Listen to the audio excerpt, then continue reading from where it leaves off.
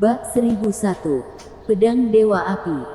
Setelah Louis Lu mengatakan ini, dia menyesalinya. Dia lupa bahwa ibu mertuanya, Selir Yuni, masih ada di sampingnya. Tapi Selir Yuni tidak marah ketika mendengar ini. Dia menundukkan kepalanya dengan malu dan berkata dengan lembut, jika itu demi kerajaan api suci, itu bukan tidak mungkin.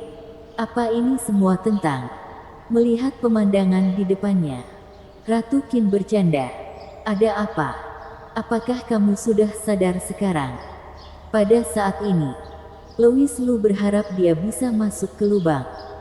Segera, Ratu Qin mengubah topik pembicaraan. Hanya saja jika kamu berlatih kultivasi ganda ini sekarang, itu tidak akan meningkatkan kekuatanmu. Kultivasi ganda hanya dapat memperpanjang umurku. Jika tidak ada cara lain, kamu bisa mencobanya. Apa artinya ini? Kok rasanya? Aku adalah powerbank. Ratu Qin melambaikan tangannya. Nyala api menyala di udara. Dan sebuah pedang merah muncul di depan Louis Lu.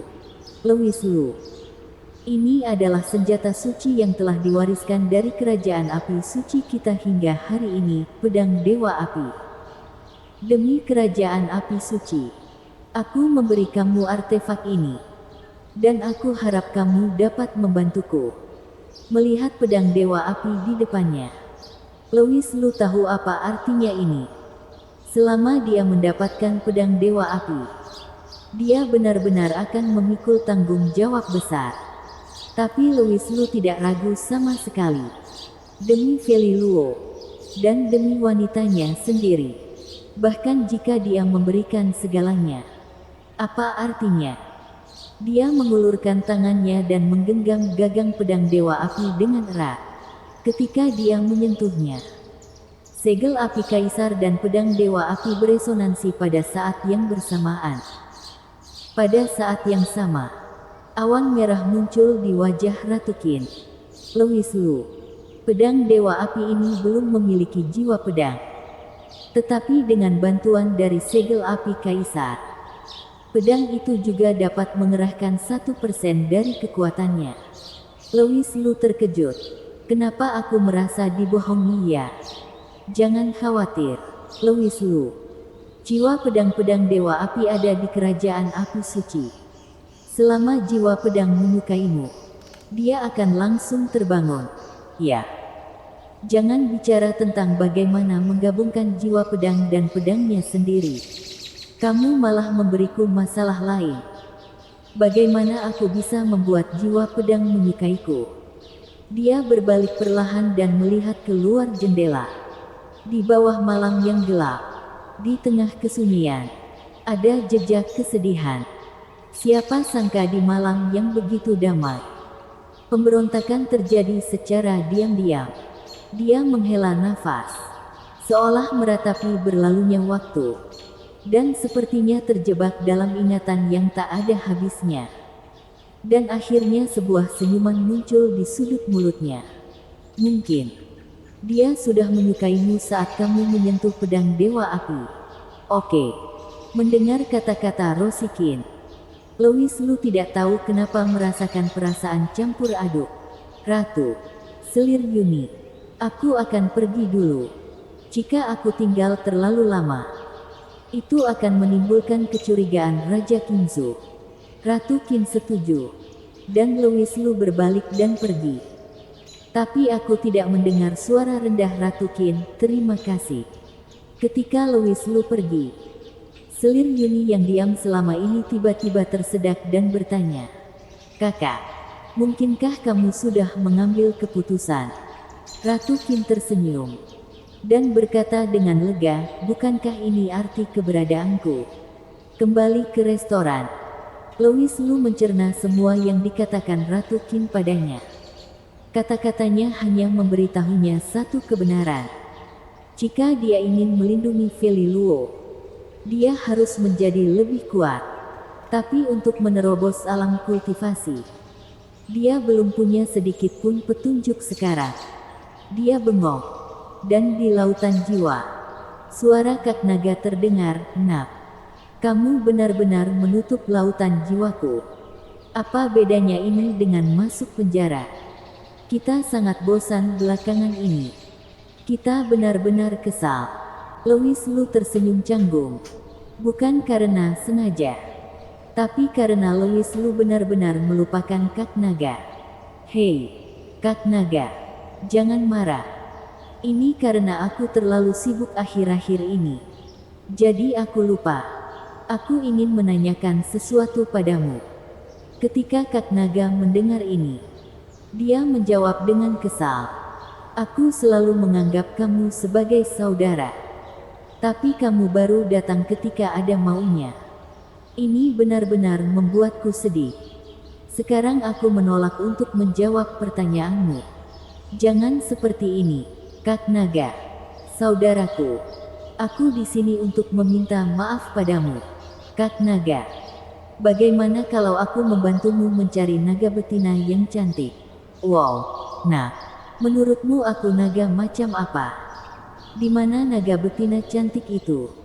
Suara naga kedua terdengar. Naga ketiga berkata, "Tidak apa-apa. Saudara Lu, kamu bisa bertanya apa saja kepadaku. Apakah kamu tahu di mana ada naga betina?" "Nah, bos, ketika kita menontonnya, kamu tidak bisa mengintip." Naga-naga itu segera mendidih. Dan naga sulung itu berkata dengan marah, "Oke. Nah, cepat katakan apa yang kamu mau." "Tentu saja. Jika ada naga betina, ingatlah untuk membuka lautan jiwa." Louis Lu menahan tawanya, menenangkan emosinya, dan bertanya dengan sungguh-sungguh, "Kak Naga, aku sekarang berada di tingkat apoteosis.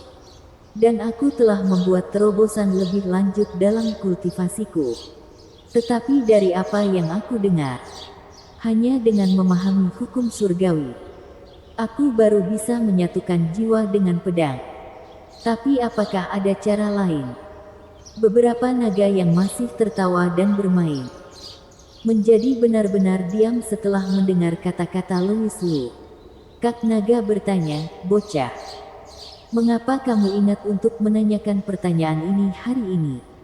Dari apa yang kutahu, kamu termasuk sistem kultivasi Buddhis. Mungkinkah kamu berada dalam masalah?"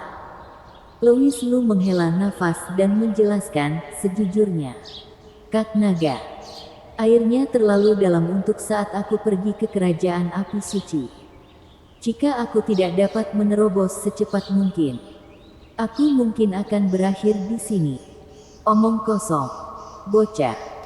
Kamu kira aku tidak tahu kemampuanmu? Jika kamu ingin melarikan diri, siapa di dunia ini yang bisa menghalangimu? Hei, hanya saja aku tidak bisa melarikan diri sekarang." "Oh, kenapa? Ada gosip, ada gosip.